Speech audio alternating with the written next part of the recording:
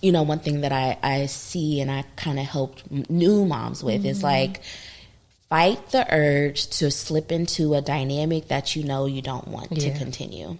Because like you're saying, it's easier to make those changes and shifts when you have one child or when you just are becoming a mom or a parent. But once here's your second one, here's your third one. At that point, you're trying to just do what works. And if you've been doing this for so long, that's the system. That's the system. That's right. And so essentially, the way that I like to think about default parenting and how to make changes in these households is systems. Yeah. Like, our families are systems. Our families at any given moment is trying to find the equilibrium, trying to find the balance, trying to find what I'm supposed to be doing. It's going to do what it's used to. Hey you, welcome to Shades of Content, a show that teaches entrepreneurs how to effectively use content to market their business and stay content while doing it. I'm your host, Patrice, a wife, a mom of 3, and a 15-year public relations and marketing professional who decided to open a brick and mortar content studio 4 years ago. And I honestly haven't looked back since. Join me as I share my experiences and the experiences of other entrepreneurs who, like me, are navigating this maze of owning a business, running a family, and trying to stay sane and healthy while doing it. I'll tell you, it's an amazingly challenging journey, but I honestly wouldn't have it any other way. See you soon. Hey guys, welcome back to another episode of Shades of Content. I'm your host, Patrice, and I'm so happy that you are back. Happy Friday, happy Memorial Day weekend. I hope that you have some plans. I hope you have some, specifically mom. I hope you have some fun plans, obviously for the kids, family, cool, but I hope you use this time to do something for yourself, right? We got 3 days, weekend, maybe longer. Carve out some time for you. Carve out some time for your own contentment. I promise you, you will come off of the weekend refreshed and happy. I'm Patrice. I want to get right into this episode because let me just be quite honest with you. Had a kind of an emotional conversation this morning with my husband. And I was basically just saying that I need a partner. And so then he took it upon himself to kind of look at one of the episodes, and he was like, yo, it takes you a long time to get to the content. And he was like, you're probably losing people because a whole 3 minutes went by before the whole interview started. Wow. So with that, see, I do be listening. Let's get into the episode. Hello, Dr. Amber.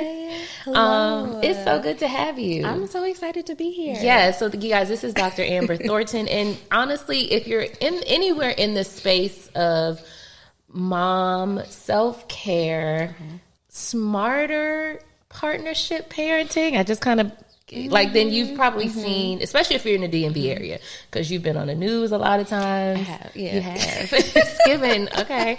And so we connected on social media. Yes. I reached out, and this interview was supposed to happen a couple months ago. Right. And it was my fault. Oh, no, I believe. It's okay. But no, timing matters, and everything happens the way it's supposed to happen. I'm so happy that you're here today to talk to me, but also probably more importantly, all the people that watch the show, the moms who watch the show, who I say all the time are balancing literally everything. Yeah. And I'm hoping at the end of this episode, we have some tips on how to kind of let go of the reins. I don't know. Yeah. Okay. I think we could do that. Share to me, let me know, or let our listeners know what contentment means for you. I love that word. It's funny you say that word because that's a word that I actually started to think about a little bit more just in terms of what I talk about and share online. Because I would say when I first started to talk about these things, it was a lot about balancing and wellness. But then it started to hit me like a lot of what I really want to help people understand is that, with motherhood and with, working and being a professional or entrepreneur, things are going to be hard and shaky. Like literally, no matter the best team you might have, it may be rough. Yeah. You might have the best family and things are still going to be hard, but really it's contentment. How am I feeling even on the hardest days, right? And that's what I think about when I think of that word contentment. In my hardest moments and the most challenging moments, at my core, do I know that I'm still supposed to be here, right? Like, do I know that, all the hard things going on, the challenges that I'm having, this is still the path that I want to be on. And that is really what contentment means for me. That's real. That's real, right? Because it's always going to be hard. And I think one of the things I was thinking about this morning in preparation for the interview, the brand is Balanced Working Mama, right? Or mom. And so one of the things I was thinking about this morning and getting ready, and I was like, is balance even enough? Like, is that the word? Maybe it is. I don't know. Sometimes it is, sometimes it's not. But to your point, it's like the good days are great. And sometimes the good days are really hard. And sometimes you have 12 hours in the day that you're up from 7 a.m. to 7 p.m. Yes. And 10 of those hours was great. But then them last 2, throw the whole day away. Yes. And typically those last 2 be when you getting them kids ready for school and when you getting them yes, ready literally for bed. Yes. Share how. Tell me about the Amber Thornton journey. Ooh. How do we get here? Married, mom, professional, all the things. Like, is this kind of what you envisioned as a child? Like, oh, that's a deep question. Yeah. That's a deep question. Woo, Lord. The Amber Thornton journey, I think this is what I envisioned. And it came in stages, because I think when I was very, very young, what I mostly saw was I wanted to be a wife and a mother.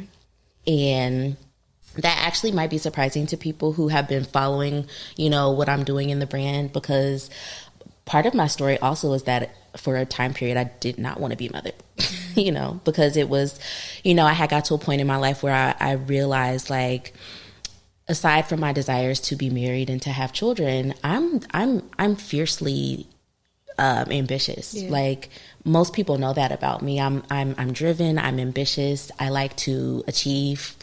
And now in this period of my life, I'm also realizing, okay, there's more to life than just achievement. Yeah. But like, that is a big part of me. Like, I love it. And achievement can look different. I think growing up, we're taught that achievement is degrees, money that you make, the lifestyle. Yes. But especially now that I'm a mom and I have, a family, achievement is seeing my son get a really, not even get a good grade, but grasp the math concept that was really hard for him, Absolutely. Yeah. So that, right. Yeah. Like, that all is evolving for me too. So I think the journey of Amber Thornton was, honestly, it also started with like my own family of origin, my parents, my mother, my father, sacrificing so much to allow me and give me the privilege to be able to go to school, be the first in my family to go to college, be the first in my family to go to graduate school, literally be only two, there's 2 Dr. Thorntons in my family, me and my cousin. Right. And that has always been a big achievement for me and my family. And so that has been part of my journey, like realizing that there's so many things I want in this life. I want the family, I want the husband, but I also want to write books. I want to have a podcast. I want to be a psychologist. And so that has been the journey for me of realizing that this life, there's enough space for all of it, and not feeling pressure. And this is, I'm sure we'll get into this, like, and this is why I'm so passionate about this whole idea of women and mothers should feel empowered to still do all the things, because I think there was a point in my life where I didn't want to be a mother because I thought that motherhood meant the end of all those things that I want, and so I had to really come to a point where I realized I can have all of that, and I'm in the process of pursuing all of that. So that is where I'm at now. That has been the process for me. I just thought about this. Do dads or do men be wanting all the things? All right. Did you know that the content creation industry is worth $300 billion, is comprised of millions of creators and hundreds of platforms?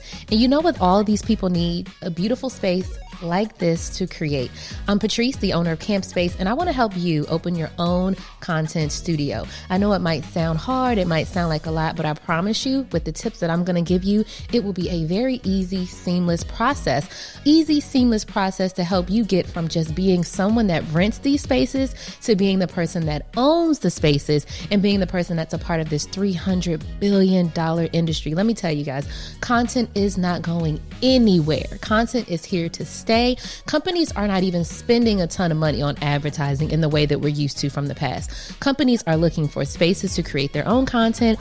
They're hosting podcasts. They're hiring influencers. They're doing all the things that they're going to need your studio to make it happen. So tap the link in the show notes so that you can be a part of my Content Studio Blueprint Masterclass. I don't even know what I'm calling it, but it's going to be amazing. All the details are in the show notes. Let me help you open your own content studio so that you can be a part of the industry, but also so you can have your own place to create content too, right? It's so important to have a space in this world to make sure that you are being heard, and I want to help you do that. Tap the link in the show notes.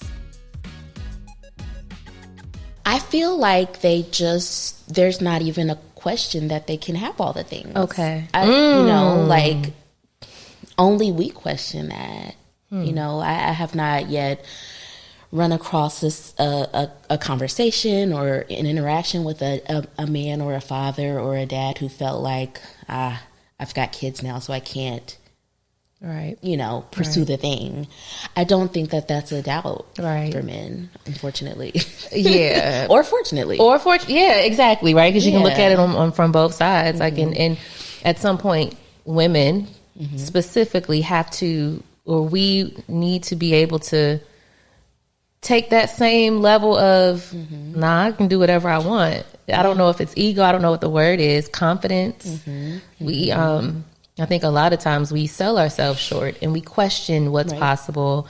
And even thinking about just talking in this morning, this conversation I had about this show right here, which I'm so clear that this is what I'm supposed to be doing. Right. There's no reason why the stars align so perfectly to make this happen. The people are perfect. Yeah. But there's no monetary gain from it yet. Yeah.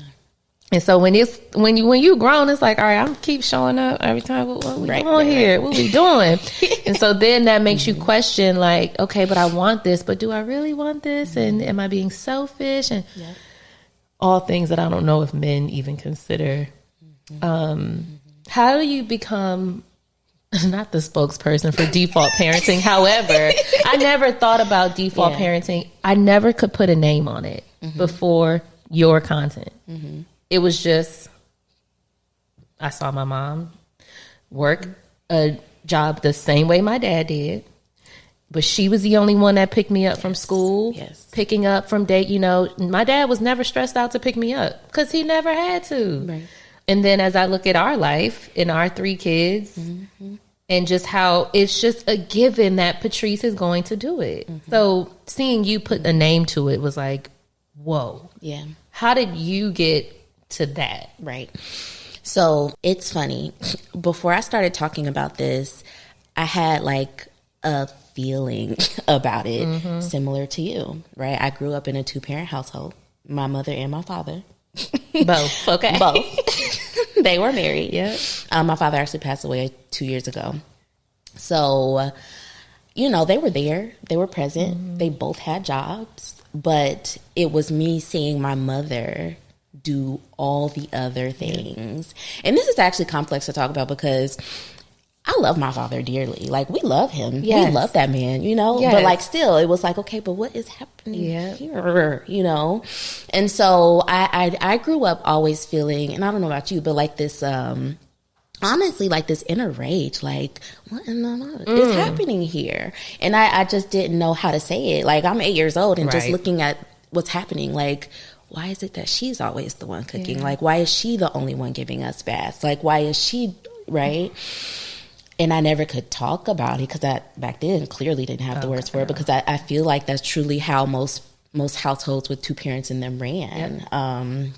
And so I grew up with this like firm, like believing like if I get married, it's not going to be like that. It's just not. And that was like confusing because like, okay, do you want to be married or is it that you just want to like have a different type of partnership? Because when you say, I don't want it to be like that, then you're looked at as, well, do you want to be a wife? Right. What kind of wife? You're supposed to do this. Right. But no, it's nothing to do with that. No. We're partners. I want a partner. And that it was me kind of having that realization in my 20s. Like, I want a partner. I want something different that I haven't seen before. And I would get that, you know, from men, like, you're not going to get married. Like, oh, you don't want to cook? Oh, you don't, you know, one thing that was huge for me, I didn't want to change my last name, you know, for personal reasons, but then also professionally, I'm a doctor. Right. And it was important for me because my family helped me get this title. And so I'm not going to be Dr. anyone else. I'm Dr. Thornton for a reason. And so, but I will often get like, well, he's not going to, if you're not going to change your name, what? Right. And so it was like me. Really? Are we tripping off that? Right. Yeah. Like these things like, oh, she don't cook. Oh, she's not going to change her name. You know, oh, she doesn't want to always clean. So it was like, okay, I have to like really be determined to know I can't have a partner and our marriage can look different. Right. Yeah. And so that was one part of it. But then also, you know, becoming married and having other married friends and just kind of seeing the same things play out. And it was like, okay, there's something here that is reminding me of my childhood and seeing these things that I didn't like. And I also don't want to continue to see this happening with other women. And so that was where I kind of came to it. And honestly, another part, this is where like it solidified it, TikTok. I was on TikTok. Somebody else said the term default parent. And when I heard that term, I was like, this is what I have been feeling. Yeah. This is what I have been seeing. This is what I have been pushing back against for so long. Boom, we got to talk about this more. Nice. And the audience quickly gravitated and it resonated because I think so many of us have either seen it play out or we're in a situation where it's playing out and we want it to not continue. Yeah. And it's also having someone to actually, like you said, you saw it and then now you're taking the reins and providing like tips. Okay, so this is what default parenting is. And then now it's more content. Okay, how do we address this? What about this? What is default parenting? Default. Take a deep breath because I want to explain it professionally without all the emotions. We're gonna get emotional on this show because it was an emotional morning, and I'm like, Lord, I feel like Amber gonna pull something out of me. Look, it's not gonna be intentional, but if it happens, it is what it is. But default parenting is essentially the phenomenon or the dynamic where there likely is two adult people in the house that are responsible for caregiving or household tasks, but one is typically the one that is primary or default, right? Yep. And so it's like they're the first in line. They are often the ones that's carrying most of the weight, and oftentimes it is an unspoken phenomenon. Right? Because there might be some situations where there might need to be a parent who is doing most of the things. Right. And ideally, if that is communicated, it's well understood, then that's how sometimes, sometimes it goes like that. But for these default parent dynamics, it's often unspoken. It was never communicated. It's just been assumed that, oh, well, this parent is going to be the thing, right? So that is default parenting. I mean, you use communication so many times. I've been married 15 years, and not once before we got married, like, did we say, okay, these are the roles that you're going to be responsible for, and this is what I'm going to be responsible for, and this, like, you kind of looking at, all right, you're doing this, we both have an even plate. It literally was not even a conversation. But also, I was so young, 24 years old, like, don't nobody know what they talking about. Barely and so now, you like, literally, I did not know. Yeah. So then you grow up, but then also just having one child. Yeah. I think the dynamic, and it really hit me once these other two children came into the play 10 years later. Because it'll pile on. It piles on. It's like, I was okay with one, but now we're times 3 now, right? It's a phenomenon. I don't even know if our parents, like, have you had this conversation with your mom? Girl, like, no. Yeah, see? She followed me on Instagram. She see the stuff, but like we haven't. And I don't know. I wanted to have that conversation with her, but I also think for us it's different because my father did just pass away, and so we have been trying to navigate what life looks like for him now. But he was a big part of this equation, so it's just hard to talk about. That's real. But I want to have that conversation with her and just kind of ask her, I've been seeing this, in my friend group, or I've been talking about this. Is this what you were feeling? I'm so curious to know that. That's real. Okay.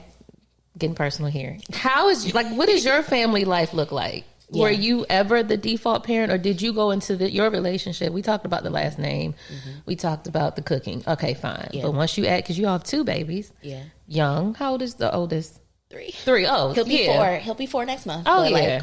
We in it. Okay. What does it look like, or what did it look like in your own life? Yeah. So what I will say is that I think because I was so determined to not have that same experience that I saw, it has helped me to kind of what you're speaking to, walk into my marriage being very communicative and intentional about what I want and what I don't want. And I'm just so grateful for that. You know, we've only been married for 5 years. Okay. And so it still feels new. Well, it don't feel new, but we've also known each other for a very long time. Yeah. We dated in college, and that was 15 years ago. But I think me having that intention of I want to be a mom, but also be able to do all these other things. And I know that if I'm tasked with doing too many of the parenting things, too many of the home things, it'll take away from my ability to be this other person that I want to be. And so I had very early conversations with him about that. You know, before we got engaged, we would joke about it. I used to say, the school's going to call you because they're going to know not to call me. We would joke about that, but I was serious. It's something to think about. Yeah. And I said this, you know, my husband, he can't take his phone into work. He has a very high level of security clearance. Mm-hmm. So, but I also was a stay-at-home mom while my 2 were at home. Mm-hmm. So I had the freedom and the flexibility to be that point of contact. Yeah. But now I am back working. And so it needs to shift. Yeah. And it's but in this situation, he can't have his phone. Yeah. So it's still me. And it's just yeah, it's hard. It's hard. And I think, you know, we talked about these things very early on. And also, you know, one thing that I see and I kind of helped new moms with is fight the urge to slip into a dynamic that you know you don't want to continue. Because like you're saying, it's easier to make those changes and shifts when you have one child or when you just are becoming a mom or a parent. But once here's your second one, here's your third one. At that point, you're trying to just do what works. And if you've been doing this for so long, that's the system. That's the system. That's right. And so essentially, the way that I like to think about default parenting and how to make changes in these households is systems. Yeah. Our families are systems. Our families at any given moment is trying to find the equilibrium, trying to find the balance, trying to find what I'm supposed to be doing. It's going to do what it's used to. Right. And so, you know, one thing for me and my husband, and we are not perfect. So I want to make sure people know that. But for us in the very beginning, I remember being very mindful of okay, right now I'm breastfeeding, so you're going to do everything else. Mm-hmm. And not because I don't want to, but because I know he needs that time too. Right. And that's, you know, how we think about it very early on when you're having babies of how do we make sure we don't have a default parent dynamic happening? You know, mom is tasked to do a lot of things. She had the baby many of the times. Some of the time she might be breastfeeding. Yep. What else can dad do? And whatever it is he has to do to create that bond and then also to solidify the dynamics in the home. And so for us, it's always a conversation of these are all the things that need to be done. What are you doing and what am I doing? Yeah. And sometimes people shy away from that type of conversation in marriage because it feels very, you know, it feels like a business. But I think another thing to consider is that we might need to be thinking of our families and our marriages as this functional business that needs to work. And when it works, then we can have those other feelings that feel good, right? So we have to think of it it's a system, you know, it's a business, it's a partnership, it has to function. And so for us, we're always communicating that way. We're always thinking about okay, what are you doing and what am I doing at any given moment? Yeah. And it can feel you know, too much sometimes, but it's truly, I always know what my role is in any given moment, and so does he, because it's spoken. Yeah. And so we were saying before, these default parent dynamics often go unspoken. We have to speak to the things that need to be done. And it's intimidating, right? Because I've had to have those conversations where it's okay, I am doing this, And I'm not doing this Yeah. because I have to do this. And I've had to say it over and over again, I think, recently with me taking on a full-time job. Like, I don't have the capacity. You don't. Right? So a really simple way that, like, default parenting plays, and I know you know all the ways, is if I'm not there, it's what's for dinner. And I used to be like, well, just order them this or leave dinner. And now I'll say, I don't know. Yep. Ask them what they want for dinner. Yep. You know, like, because part of it, I think, is just empowering your partner. Yes. Absolutely. And not doing it for them, right? Yes. When you do it for them, you just end up being the default. And so that's the part that's hard. And I'm so glad you spoke to that part, because it's like, what I like to coach moms with is like, and it's uncomfortable, but like, really, like, just fall back. Yeah. Like, that's what I say. Like, just literally. Just fall back, because what's happening is that our partners are relying on our skill, our knowledge, our mental load. And so they don't have the skill or the practice. They don't have the practice. Right? And it's like, it's not because there's not an ability. It's just because it hasn't been flexed. It's like a muscle. That's it. And so, like, for us, we often are just like doing it because, like, we're flexing that muscle all the time. And so you have to give them those opportunities to flex that muscle. Yeah. Like, literally fall back and let them figure it out. And it's going to be super uncomfortable for them. They might even be upset with you. But girl, baby, it's fine. Like, he'll figure it out. Figure it out. And so it's and this is something that I've had to come to too, because a lot of times with this, I think about my father, right? He loved us so much. It wasn't that he didn't want to be. Right. You know, a father. It's not like he didn't have the ability either. It's that for him personally, he did not grow up with a father. But also, a lot of men nowadays, if they did grow up with a father, they saw a version that did even less than they did. Yeah. And so, you know, I am also, you know, I always say I'm never going to be one that's going to be bashing men on the internet, because that's just really not ever going to be something I'm doing. That's not solving problems. And so it's like, okay, how do I have compassion? And honestly, for women and moms, we have been conditioned to overwork, overproduce.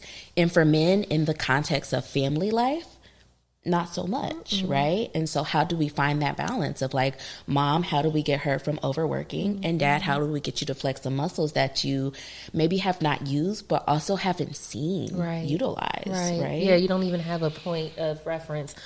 And I'll say, I think even in today's times, maybe more so now than the 80s and the 90s, because in the early 90s, like, our parents were working, right? Yes. Like, women was in the work field doing their thing. They were. Good morning. Happy Wednesday. Let me know, guys, if you take your vitamins daily. Tap that poll right there and let me know if you take them daily or if you don't. I just got an email that my package, my Care Of monthly subscription package of vitamins is ready, and I'm so excited.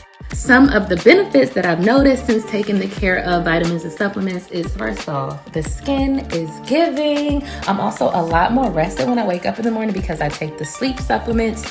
I'm also doing one of the immunity vitamins, which has definitely helped me stay not sick. Y'all know I got these little kids and they carry germs like nobody's business. The other biggest thing for me is convenience. So it comes packaged in this really nice box, and all I have to do is every day just pull my vitamins. Like, I don't have to pull every bottle and decide what vitamin to take. Like, I just pull out my little vitamin and supplement pack, and there it is. It's so easy. It's so convenient. Make sure you tap the link to get 50% off your first Care Of order. Care Of me and Care Of. You're gonna love it, promise. So I think the dynamic shifts a little bit now, though, because not only are we also working, we probably might be making more money than our partners. We have businesses.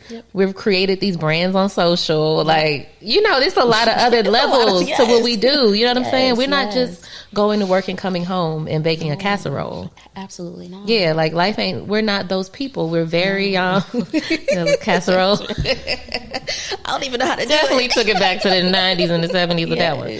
But yeah, it's different. It's just different. It's different. Life has changed. And even more reason for our dynamics and our marriages and partnerships to change. Yeah. I recently saw an article, and I wish that I had the name of it or whatever, but it was basically about that, how women, especially Black women nowadays, like, our trajectory of like how much we have grown in terms of like what we are producing, what we are doing, the money that we are making. Running circles around everybody. We really are. And so that is shifting the dynamics in our households. Yep. Many of us are making equal or more money than our partners, and we are still doing more of the work in terms of childcare and household. And so what in the... Are we supposed to curse? We can curse. What in the fuck? Like, what is happening? What is happening? How? And then it's also like something that I think about, like, okay, we're doing all this stuff and amazing things, but like, how long is my body and my mind going to be okay with that? It's not for very long. It's not. And so like even more reason for us to be having these conversations, because it's going to continue where I'm going to keep doing my brand. Like I know you are. Like I'm not giving that up. I'm not giving that up. So like what are we going to be doing? And then this is a conversation. And Amber, I'll tell you, a lot of the content you put out is very triggering. Not in a way that like I hate it, but it's like fuck, like this is how I feel. And you repost it and then the husband seeing it and like, it's like, what's it about? What's up? That's why you feel, and it is very, it make you read, you see it and you get like hot inside because you see the dynamics play out in your real life. Yes. And so then this conversation becomes, because I've had these thoughts, what you here for if I'm doing it all by myself?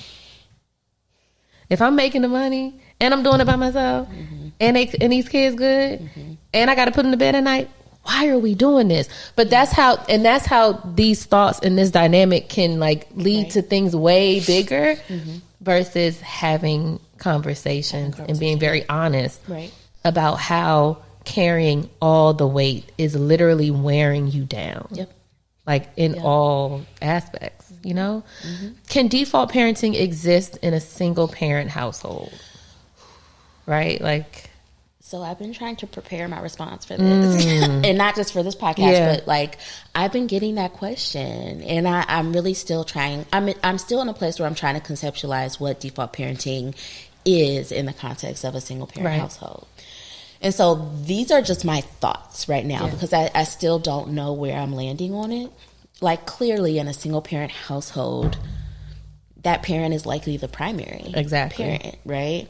And so part of me has started to think, like, is there a difference between a primary parent and a default parent? And I think there actually may be. Yeah. I feel like a primary parent is what we were talking about before, where the intention is for this parent to be doing more of the stuff, right?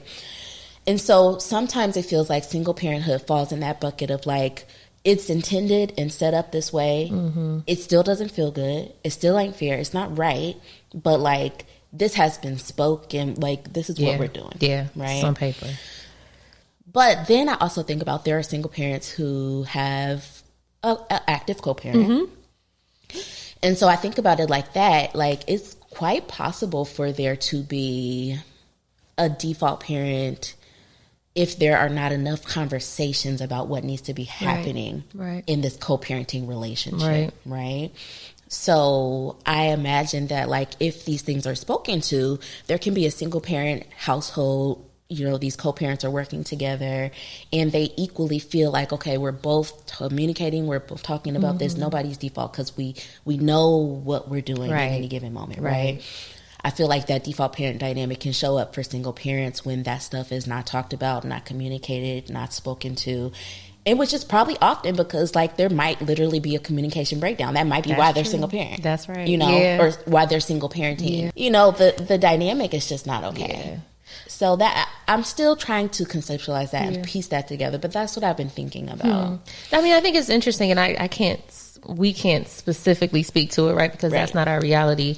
But I do believe that there can be co-parents that are both actively doing their part and taking the load off. And I've talked to people and heard stories, about, oh, it's fine. Like we figured it out. Yeah. This is your role. And it's working. And it works. But the conversation has to be had. Yes. And it's hard. It's hard. It is. Because I think also, like, and I can only speak from my experience, you kind of feel like you're nagging. You feel like you're unappreciative of what has been happening. Selfish. Yeah, selfish. You're switching things up. It's been fine. Why are we changing it now? And Ashley's like, no, it hasn't been fine. I just didn't have the balls to say it. Yep. Okay. I was, I was nervous. Or I didn't have the time because I was making dinner, giving the kids their... Doing all the things. You know how... This is the little ways default parenting shows up. When, like, it's time to go to bed, it's 8:30, and we all know it's bedtime, and nobody gets up. Moving. And it's just like, you're just sitting there like, okay, guess like, let me do it. Yeah. Or you're looked at to do something. Like, it's just a given. It's like we said, the calls from school. Yep. Oh, let's call your mom. Yep. Have you ever seen a male default parent? Ooh. Or can that be? It can be. So I have had one conversation with someone on Instagram. She's super cool. I love her. And she was open. She said, these conversations that you're having online are so interesting to me because in our personal dynamic, my husband is the default parent. And she talked about various things that are going on in their family, but also for her health that made it so that he is a default parent. Yeah. And it's a dynamic that she's uncomfortable with, but she's acknowledging that it's happening, right? That really is the only time that I've seen that. Yeah. I do think there are, actually my brother is a single father. Complicated story, but he got full custody of his child when she was 1 year old, and now she's 12. Wow. And so he's been doing that for a long time. Yeah. So with that, I think he has been the primary parent. I don't know if I would say default, but when I'm thinking about that, I imagine it could happen, but I feel like it's a lot less common, especially the default parent. I think primary maybe. Yeah, but default is different. And because I think so much it goes back to socializing, exactly, and how we're conditioned, right? That is deeply ingrained in us, and we just, that's not how men have been socialized in this country. No. So I just feel like men in those situations, there's our specific circumstances that have made it so. Yeah. Right, but for us, it's just an undercurrent. We have to work hard to not. Yeah. Yeah. So yeah, we have to work hard to not take on the default role because it's just a given. I want to shift gears just a little bit because of you taking this concept and using social, right, to bring awareness to it, and also just to give people, me, something to connect with. That's it. Was it once you kind of shifted and started sharing on TikTok, when did it become intentional? This is what I'm going to do. I'm going to pitch myself. I want to kind of know how your career and your trajectory. Yeah. Because it's been really amazing. I'd love to see it. Honestly, and this probably will resonate to your audience who are entrepreneurs and just trying to figure it out. Yeah. I'm still trying to figure that out. Yeah. Once I started talking about default parenting, it was oh, this is what this is the conversation. Yeah, this hit different. And it also just kind of honestly made some of the other things I was talking about make sense, right? Before it was balance in motherhood, wellness for yourself. But when I started to talk about default parenting, it clicked oh, they can't take care of themselves because they're doing all the things. Exactly. And so for me, once I started talking about it and seeing how it resonated with other people, but then also once it started to click for me, this has always been a thing for you that you were passionate about, right? Remember I was saying when I was young and seeing it and just being angry and not being able to speak to it, it was I'm supposed to talk about this. This is what I'm supposed to talk about. Yeah. So with that, it's now just growing in that and feeling confident, I can talk about this. I can speak about this because it has been in my heart for so long to speak to these things that I have seen, but I also don't want to continue to see happening to women and to mothers. And so now, I am just more intentionally trying to think about okay, well, what does content look like around this? What do other things look like? Articles or other, projects that I'm doing around this topic. I'm okay, this is where I'm supposed to be. So it's still a work in progress for me trying to figure out where does this fit in with the overall brand and who I want to, what I'm trying to build, but it's definitely a part. Yeah. How does your husband, what does he think about all of this? He don't take me serious. Yeah, why don't they be taking us seriously? It's, for what he would say, if he were here, he would just be because I I see you every day. Like, I live with you. Like, you know, like, sometimes I'll be like, did you see my reel? He's like, no, I'm never going to see, because I don't need to look at that. It's like, I see you in real life. In real life. Yeah. I mean, but I think he thinks, I think my husband is so, like, and he's great for me. And I'm also just super grateful for him too, because, like, I have never had any resistance with, like, you know, the stuff that I'm talking about from him, or even just for us personally, right? Like, it's never been like nothing. Like, he gets it. Yeah. Like, he wants to step up. He doesn't want me doing all the things. He wants to do more of the things. And so with me talking about these things, he's like, cool. I mean, sometimes he does roll my eyes like, okay, here we go again. But, like, he truly does see the value, and he gets it. And so, like, I appreciate that, like, silent support in the background of, like, here she goes, she's doing her thing again, but I'm proud of her. Yeah, let me go look at her reel real quick. Right. What do you have coming up? What's next? Actually, no, before we get in, you're always on the news. So are you pitching yourself? I'm sitting now. Publicist Patrice steps in. Are you pitching yourself? Like, do you have a media kit? Like, share kind of, because there's a lot of people that listen that want to do that visibility. Okay. So the first time was completely like because of somebody else. It was another therapist in the area. She had to connect with Fox 5 is where I be at, y'all. Fox 5 DC. And so they pitched her a segment, and she was like, that actually would be much better for Dr. Amber. And so grateful for her, because, like, if it wasn't for her passing that on, girl, I wasn't thinking about that. Like, I was always the type that would look and be like, damn, I want to be on there. Like, how do people get on there? And so, like, she shared that opportunity with me, and I did it, and I realized, like, oh, I want to do this more. Like, I love it. And so, like, now, because I've done it the first time, it's a combination of, like, right now I'm usually on, like, once a month. And so, like, sometimes I'll just pitch, like, an idea to the editor, like, hey, what about this? And she's usually like, yeah. Nice. Or sometimes she'll reach out to me and say, like, hey, we're thinking about this. Do you want to do it? Got it. So that opening was, like, gold for me. But actually something to this point that I'm learning is, you know, in my entrepreneurship journey, like, I'm trying to change this, but I did a lot of sitting and waiting for things to happen for me. I always be like, okay, well, how come she gets to speak on that, on that stage, or how come she gets to be on the? And I'm realizing, like, girl, you got to put yourself out there. You do. You really do. Like, when the door opens, run absolutely through it, but also be knocking on the door. And that's something I'm working on a little bit more. And so if it weren't for that opportunity now with this mindset, what I probably would do is, like, literally just reach out to them. You know, there's other things that I'm wanting to do in the future, and now I have this mindset of, like, okay, I gotta, like, knock on the door. I gotta send that email. I gotta send it multiple times. I gotta get my media kit together. So for the news, I didn't have to give them a media kit, but, like, I know there are going to be other things that I want to do in the near future where I'm like, okay, let me get this media kit together so they can know who I am and what I'm capable of.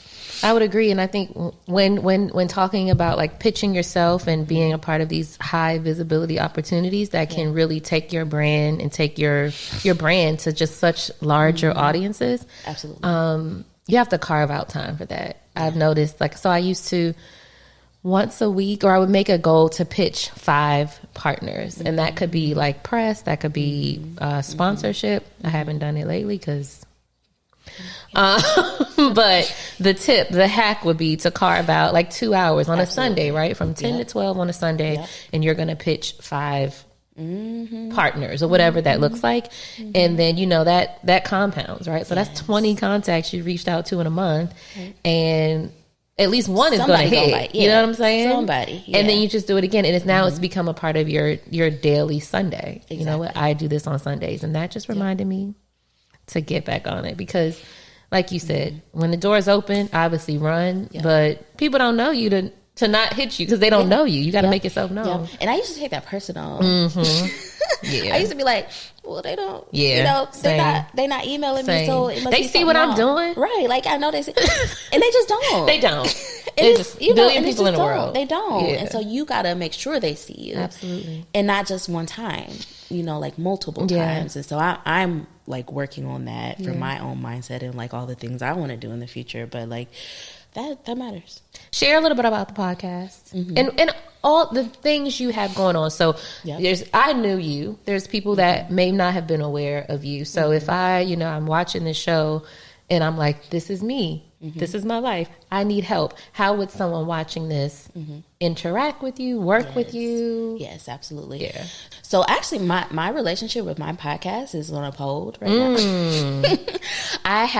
So the podcast is still amazing. It's called the Balanced Working Mama Podcast. Yeah. And I'm still trying to figure out my relationship with my podcast. We've got about 120 episodes. They're there for anyone who's needing help around motherhood, new motherhood, balancing motherhood, what it means to take care of yourself as a mother. That podcast is an amazing resource. Right. Because there are a lot of episodes of me just speaking to like tangibly what these things look like, but then also like your mindset around them and how things might need to shift. But then also I have a ton of guests on the podcast that speak to some of these things too. Now I'm trying to figure out, where I want to go. And I know that the podcast was a big part of my brand and in helping me be seen and heard and all that. But now I want to write. I got to write these books. And there's books in me that need to come out. Yeah. And so I'm in the process of writing my first book. And I'm excited about it. It's like fun and hard and new. It feels like the podcast, but just in written format. And so I'm actually just like making that transition of like, okay, I think I do want to pause on the podcast a little bit so that I can write all the things that need to be written for people who maybe don't listen to podcasts. Exactly. They can read it in my book now, right? I listen to Good Moms, Bad Choices. Shout out to Erica and Mila. I talk about them all the time on the show. And they're moms. They're both single moms who started their show 5 years ago, and they talk about sex and weed and plant medicine and owning businesses. And their book is on pre-sale now, right? And they got a huge publisher. Wonderful. They're going to be on the Today Show coming up. Yes. And, two moms from LA who met and just decided to record. And because they decided to commit, right? Because they say one of their episodes was commitment is the ultimate currency. It so is. Yeah, and this platform allowed them to be put in front of someone else who was a book publisher. And it was like, we love what you do, just write a book. Yeah. And they were able to write this piece of work that will live forever. The same way this will too. But I said all that to say, they're both, in listening to them talk about this book process, they're like, yeah, we do this, but just having that book that someone highlights and it's a part of someone's library forever and ever, it's just different. It's different, yeah. And that's been a part of me. I've always known I want to write a book. I didn't know about what. Right. I was like, but I need to do that. I want to do that. And I now see it's going to happen multiple times. Like I'm just kind of claiming that and like speaking it to existence. And so that's where I'm at now, like really focusing on the writing, that type of content. So someone one day can just hold the book. I'm doing some articles. I'm getting back to the Default Parent series on Instagram. Okay. So that's a series that I've been doing where I will share a video about like a common way that default parenting kind of manifests for us and then like an alternative for how to shift it. And so I like doing that stuff online, of course, but really right now focusing on the books and some more speaking stuff is where I'm at. I think it's so important to, and I talk about this on the show, right? So in order to see something grow, you have to let something go. And it doesn't have to be forever, I'm never doing it again. But because you put in the work to have 120 plus episodes, it's enough content to keep people busy for 2 years. Oh, absolutely. If they listen to one episode, one a week, whatever you need to do. So you've done that work, and now it's like, let me pause on this so that I can now focus on this part. Yeah. Understanding that they're all working together. Absolutely.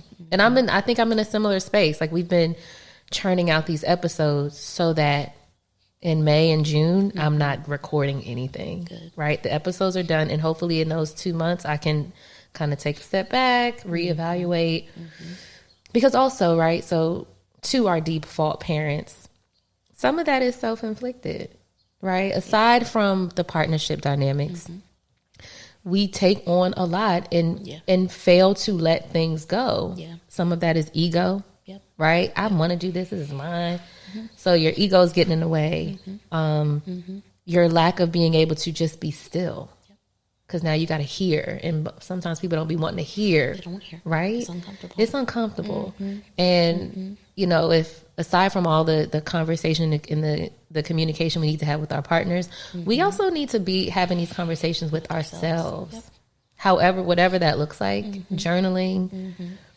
Because if you're not tapped into what you need, you can't get it. You can't get it. No. And you can't expect somebody else to get it. No matter how much you ask them, you have to be tapped. And I'm so glad you said that, because that, in this default parent conversation that I'm having now with the public, part of me is like, how much of it is our responsibility versus the responsibility of our partners. Right. And that is still like a dance that I'm trying to navigate. But I really do like to focus on, okay, what can we do? Yeah.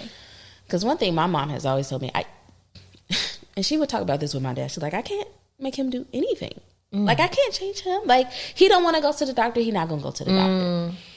And so, like, I like to empower women to help them feel like, okay, I can make a change without feeling pressure to change this other person. Right. Because it really does need to start with me. Yeah. And that's why I like doing the Default Parenting series on Instagram, because it's like, you can make a change regardless of what this person is going to do. And it all goes back to our family being a system. Right. You know, with systems theory, what it means is that any part of that system can change, and the whole thing eventually has to it has to change. It has to. So if you're making changes and you're consistent with the changes that you're going to make, guess what? He going to change. Yeah. Yeah. Maybe it'll be resistance. Your babies are going to be like, but mommy, I want you to do it. You are changing, and so because you're changing, they are going to change as well. Exactly. And so it's like a ripple effect. And so that does not discount the other responsibility that, like, he may need to have or society needs to have. But, like, I like women and moms to know that you can make some change, and it might need to start with you. That's such a good point. And I think, and I can only speak to being a cis woman in a heterosexual relationship. Right. It's crazy. I literally was also thinking about this morning. I want my family to follow a budget. We've never really followed a budget. And we're fine, right? Bills are paid. Everybody's great. Yep. No issue. But I still want us to follow this budget, because I need to be able to see where our money is going. And I know that when you have a plan, things work out. It's not that we're dying and we're broke. It's let's just kind of be a little more intentional about how we spend our money.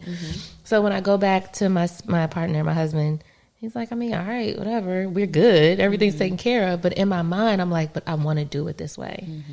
And so it's an example of me having to now take on another role. Of being the accountant for the family and tracking the budget. And it's just like, yo, do I even feel like doing this? But now we also talk about outsourcing, something I talk about a lot. Yes. I probably could just hire a bookkeeper and accountant to come in, overhaul everything, say boom, boom, boom, tell us the cash envelopes. Y'all do this, you're going to spend this, you ain't going to do that, and we're done. Right? Because that's the other part of, like, reshifting or reworking the default parenting or any type of, like, relationship where it's an uneven balance of duties. Outsource. Okay, you know what? You're not going to help me do this. Somebody else will. Somebody else will. Somebody going to come in here and now you better have a budget for it, non-default parent, because something's got to give. Something has to give. When I saw you talk about outsourcing the other week, I was like, amen. Yeah. Because that was something that I also have been talking to my audience and, like, the women that have worked with me about too. Like, okay, both of you are struggling to do this specific thing. Can somebody else just do it? Yes. Yeah. Why are we trying to do this? Right. But to your other point that you were making, like having to, like, yet again assume another role. So sometimes my husband has that reaction to something that I want to do in my household as well. And what I have started to do is realize, like, there are going to be certain things that I want that he just literally does not give a shit. Like, he just don't care. Yep. He don't see it. And I can't make him see it. Like, one thing for us is, like, I am the one in my household that is very much like, okay, at the end of the night, the pillows on the couch need to look they need to look Vacuum, like this, yes. not like this, Vacuum, like this. clean up, because when I wake up, I want my house to be want pretty. it to look pretty, right? Like the counters need to be like, you know, we need to know the same toys can't be on the floor. Like, don't go to bed with your house a mess. He don't care about that at all. Could care less. And I'm never going to make him care. And so I have had to realize that, like, okay, this actually just might be the thing that I care about. And it feels super unfair, but like for my own mental health, girl, do it. It's like, do it or don't. But then in my head, I'm like, okay, well, where are the other areas that I can fall back so that I have the capacity to do this thing to that care actually about matters this, that really matters to me. Right. Yeah. And so there are other ways in my household where I'm like, you know what? I'm not doing that no more.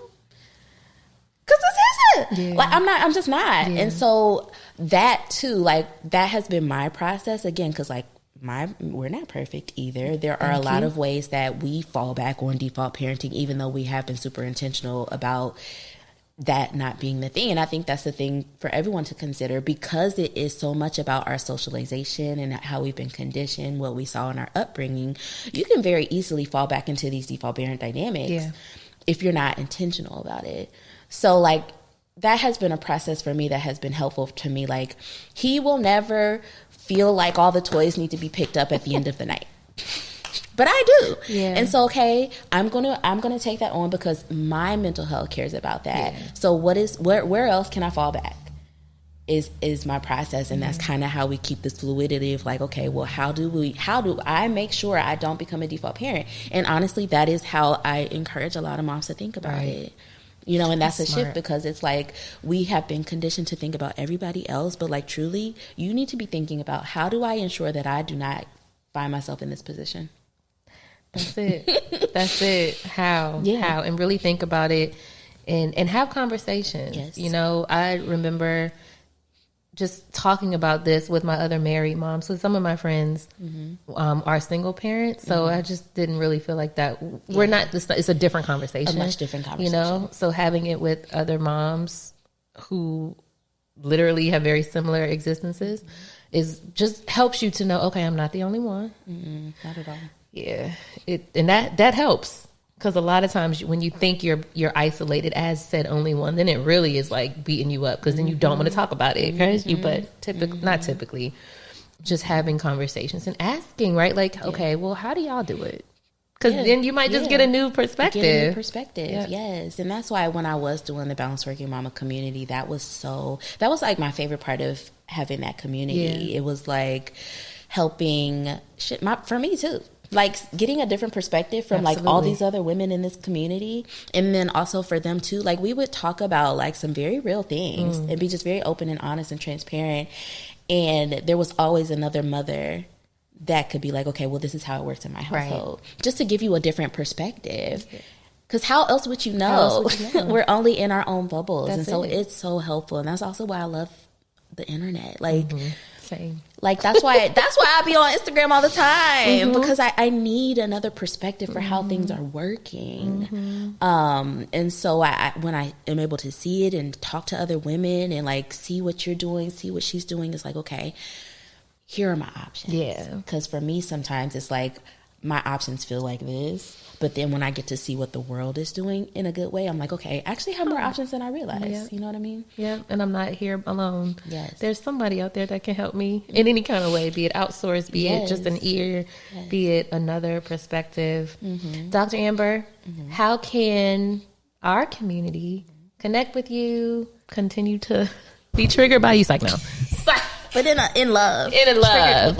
And seriously, I say that with all like... It was so refreshing.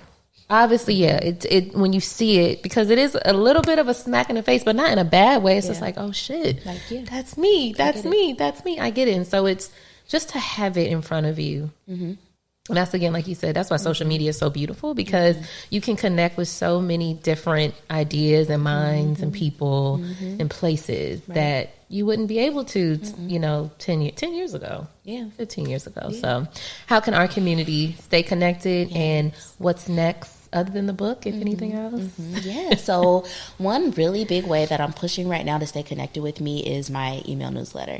I had one and I recently have brought it back and I'm super excited about it. It's going to be different in that it's a lot more intentional on my end about what I'm sharing, the things that I am hoping to help encourage, but also teach within that newsletter. Every 1st and 14th of each month, you can hear from me if you subscribe to the newsletter, and I will talk about like transparently where I am in motherhood while also being a professional who is helping other mothers with these things.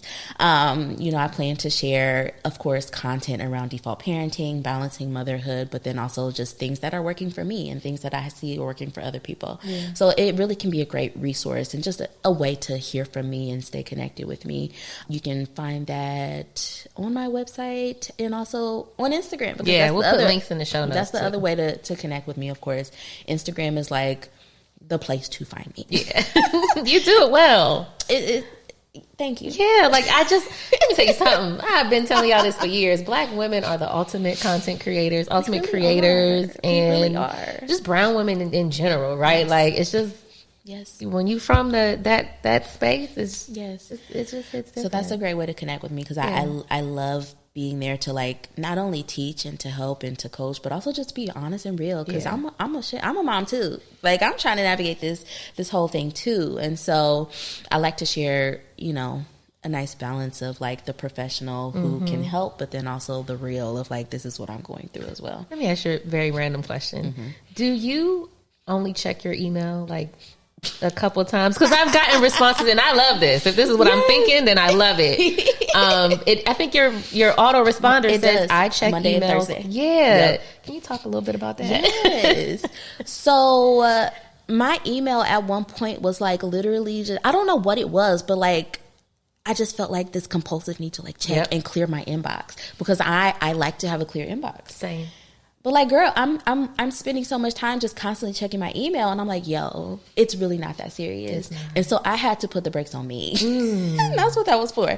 So so for that specific email box, I've kind of laxed it a little bit. I'll check it, but I often don't respond until those days, Monday and Thursday, because otherwise I'm constantly responding to emails. And it was just like, I can batch this in a much better way. So for my business email, I put up a response. Anytime someone emails me, they'll get a response that says, hey, got your email, but I check my email on Mondays and Thursdays. And that, for the most part, is still true. It's amazing. When I saw that, I was like, oh, yeah, she's hip. She got it.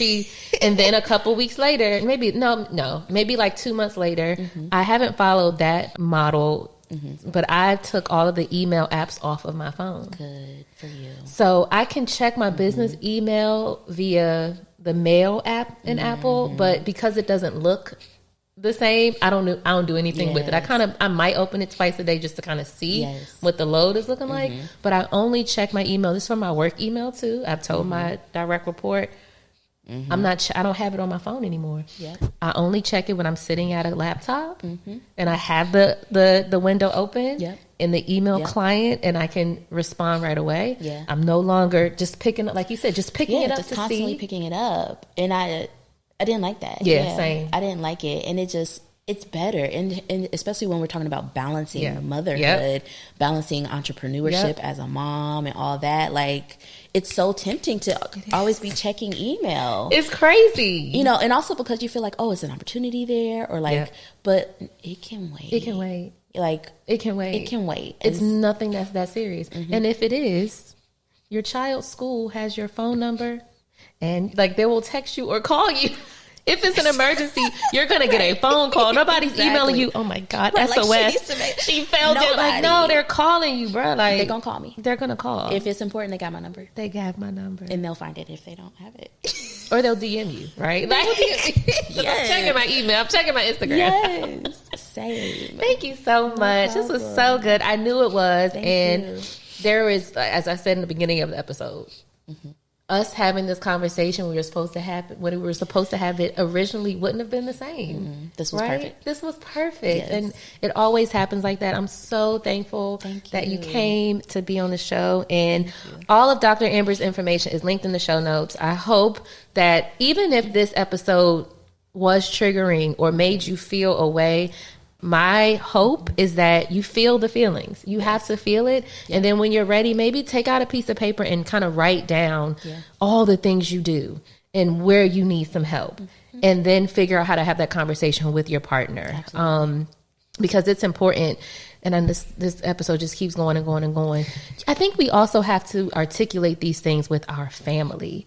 So there have been a couple times where I've had to remind my mom and my in-law that neither one of them have ever had to raise 3 children at the same time, or 2 young ones within 21 months apart. I said, you all don't understand that, so please don't provide any input on it. And they also, yes, and how I also communicated to my people and say that they also have not raised children in this specific time period. The time is so different, you know? Yeah. We got the internet. Yep. We got women making all the money. We got all these things. The times have changed. So different. And let's also talk. Okay, you're gonna come back on the show. When I was a child, my grandma was in the house doing nothing, watching me. Anytime, drop me off. My mother out here working. My mother-in-law be getting her nails done. I mean, it's different. It's different. And I'm glad they're doing those things. Absolutely. Because same, my grandmother, we call her Big Mommy. She would watch us. She was always just in the house, and they always had a person. Yeah. Girl, my people be traveling. She be getting her hair done. And so like we just don't have that same type of stuff. We do got to come back because now this is a whole nother conversation. I was going to talk about how the support is different. Okay. Episode 2 with Dr. Amber coming soon. Thank you so much. You all have an amazing weekend, and we will see you back here on Wednesday for our quick hack and another full episode on Friday. Bye. All right, now, y'all, don't forget to connect with Shades of Content on Instagram at Shades of Content, and with me, Patrice Camo, at Patrice Camo. And also be sure to rate this show, leave a review, and subscribe, because that's actually the only way that we're going to grow. I'll see you next week.